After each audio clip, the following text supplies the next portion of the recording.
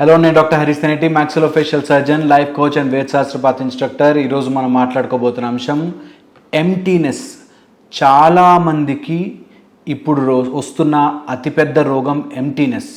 అన్నీ ఉన్నాయి లైఫ్లో, మంచి జాబ్ ఉంది, పిల్లలు బాగున్నారు, వైఫ్ మంచిగా ఉంది, అన్నీ బాగున్నప్పటికీ ఏమీ లేని ఒక ఎంప్టీతనంతో బాధపడుతుంటారు.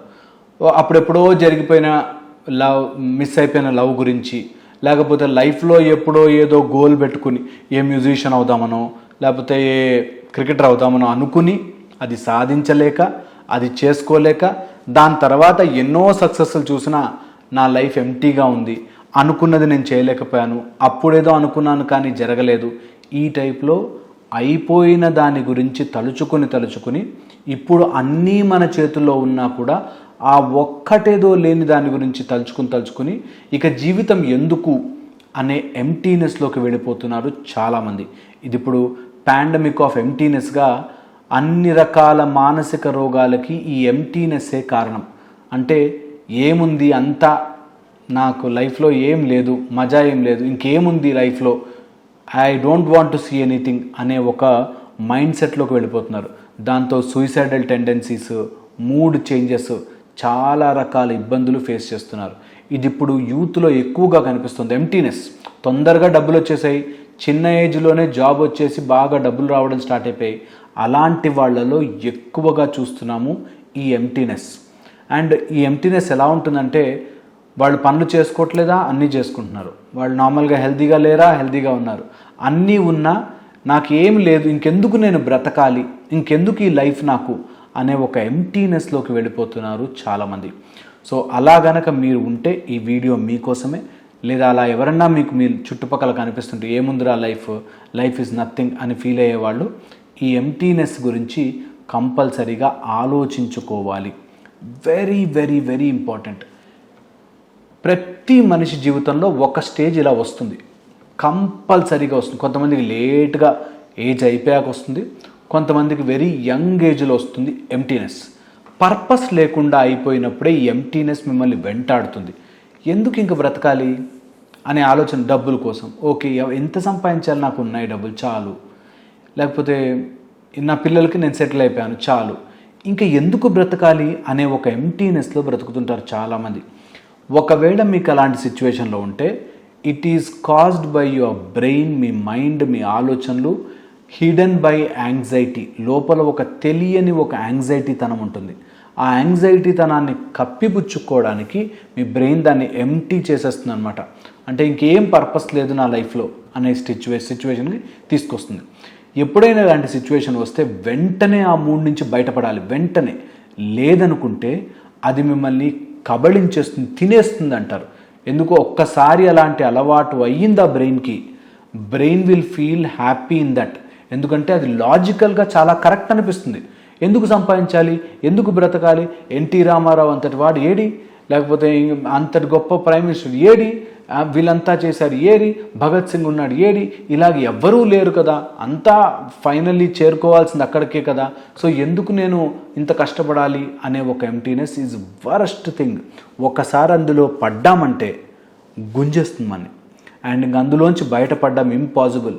That will create mood disorders కానీ, డిప్రెషన్స్ కానీ, తెలియకుండానే సూసైడల్ టెండెన్సీస్, బైపోలార్ డిజార్డర్స్, ఇవన్నీ వచ్చేసే ఛాన్స్ ఎంప్టీనెస్ నుంచి వస్తుంది. నాకు ఏ పర్పస్ లేదే అని.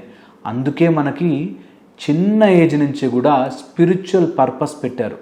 భగవంతుడి పర్పస్ ఎందుకు పెట్టారు, ఆర్ స్పిరిచువాలిటీ ఎందుకు పెట్టారంటే, నీకు ఒక ఏజ్ వచ్చాక గర్ల్ ఫ్రెండ్ అని తిరుగుతావు, గర్ల్ ఫ్రెండ్ స్టేజ్ అయిపోతుంది, డబ్బు అని పరిగెడతావు, డబ్బు స్టేజ్ అయిపోతుంది, పిల్లలు అని పరిగెడతావు, పిల్లలు సెటిల్ అయిపోతారు. తర్వాత ఏం చేస్తావు, తర్వాత ఆ ఎంప్టీ స్పేస్ ఏం చేస్తావు, ఆ ఎంప్టీనెస్ ఎప్పుడైనా నీ లైఫ్లోకి రావచ్చు. అలా లైఫ్లోకి వచ్చినప్పుడు నువ్వు ఎలా ప్రిపేర్గా ఉన్నావు అన్నదే స్పిరిచువాలిటీ యొక్క వెరీ ఇంపార్టెంట్ బేస్. అందుకే నువ్వు ఎంప్టీగా ఉండకుండా ఉండాలి అంటే, నీ మైండ్ ఇంకేం లేదు పర్పస్ అని అనుకోకుండా ఉండాలి అంటే ఖచ్చితంగా స్పిరిచువాలిటీ నీ జీవితంలో ఉండి తీరాలి. స్పిరిచువాలిటీ నీ జీవితంలోకి రావాలి అంటే ఏ స్వామీజీనో, బాబానో, లేకపోతే ఇంకోటి ఏదో నమ్మమని నేను చెప్పట్లేదు. ఒక మార్గం, మీ పీస్ఫుల్ లైఫ్కి ఒక మార్గం ఎంచుకోండి. ఆ మార్గంలో మీరు ₹1 పెట్టనవసరం లేదు, కానీ ఒక టైప్ ఆఫ్ స్పిరిచువల్ ఎన్వైర్న్మెంట్లో కనుక మీరుంటే ఇలాంటి ఎంటీనెస్ రాదు. మనకు వచ్చిన జీవితాన్ని మనం ఫుల్ ఫ్లెడ్జ్డ్గా, ఆనందంగా, హ్యాపీగా సాధనా మార్గంలో కనుక గడిపితే మీకు ఈ ఎంటీనెస్ అనేది పోయి ఎప్పుడు కూడా లైఫ్లో చచ్చిపోవాలనో, సూసైడ్ చేసుకోవాలనో, కోపంగా ఉండాలనో, బాధగా ఉండాలనో, ఎవరి మీదో పగ తీర్చుకోవాలనో, మూడ్ స్వింగ్స్, ఇలాంటి ప్రాబ్లమ్స్ ఉండకుండా ఉంటాయి. అందుకే ఒక గ్రేట్ స్పిరిచువల్ మార్గాన్ని మీరు ఎంచుకోండి. ఆ మార్గం ఏదైనా సరే, అందులో ఎన్ని కష్టాలున్నా సరే, అది ఒక డైలీ ఒక 10 నిమిషాలు 15 నిమిషాలు పార్ట్గా చేసుకోండి. ఇలా చేసుకుంటే ఎంటీనెస్ తగ్గుతుంది. ఈ రోజుల్లో మేము చూస్తున్నాం కూడా చాలామంది, ఈ రోజుల్లో మేము చూసే ప్రాబ్లమ్స్లో వెరీ ఇంపార్టెంట్గా ఈ ఎంటీనెస్. ఏం జరుగుతుందో, నాకు ఏముంది, లైఫ్ ఏముంది, అంతా అయిపోయింది, ఐ సీన్ అండ్ ఎవ్రీథింగ్.